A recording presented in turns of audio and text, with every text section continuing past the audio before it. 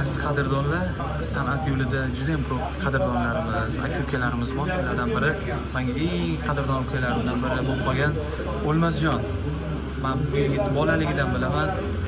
Juda ham intiluvchan, juda ham harakatchan yigit. O'zini maqsadi yo'lida, shu ijod yo'lida hech qachon qaytmaydigan yigit.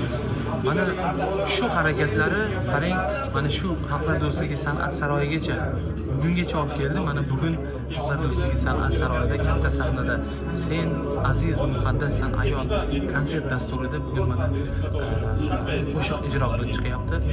Faqat bu yigitning ijodiga barkamollik, omad tilab qolamiz. Instagramda ham kuzatib olasizlar, juda ham faol. Shuning uchun faqat ijodni susaytirmaslik kerak degan taklifni beramiz har doim. Akam mana ustozlarimiz bilan birgalikda bu sahnaga qadam qo'yamiz, boriga shu yetizganiga shukur. Ustozlarning yo'lini bersak. Omad. Yana akam, Rahmat.